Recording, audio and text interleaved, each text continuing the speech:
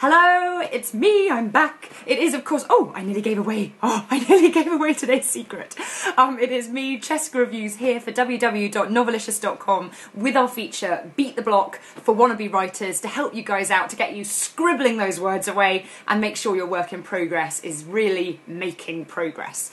So I'm here today to give you quite a simple tip, but it's one I definitely follow. I'm someone who tends to write one book at a time. I've got a certain father who has written about 8 starts of novels and has never quite managed to finish that manuscript. And no, Daddy, 50,000 words is a novella.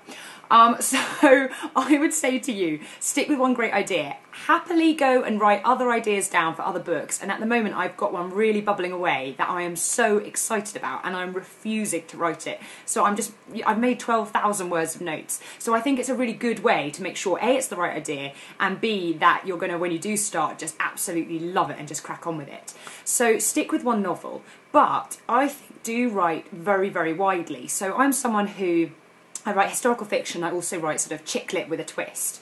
And I found that I needed to I was getting a bit weighed down with my last novel, which was sort of quite a sad, serious story. So I found myself wanting to write something really, really light-hearted. And so, inspired by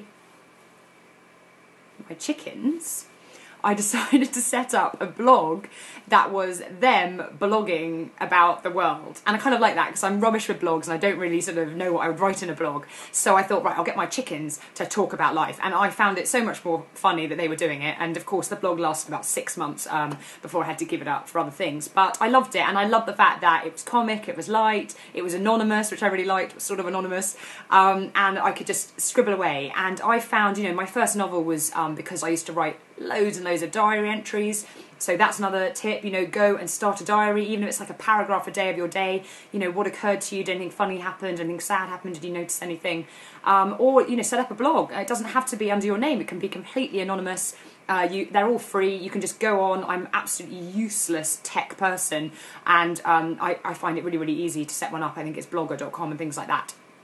So go off and do that as well, and just find other ways of writing, and as I said, that should hopefully help you to sort of keep going with that novel as well, that you're doing other stuff. And short story competitions are amazing, like they're absolutely brilliant, because you're feeling really depressed, you haven't got an agent, you haven't got a publisher for your novel, and you're just like, oh, I'm gonna give up, and then, you know, the call comes through and you're 200 quid up and you've just won a short story competition. So I would say go wide, you know, make sure that you are writing all sorts of different things, applying for different things, talking to other writers about different things, but at the end of the day also just working on that one novel that you really want to see it being published.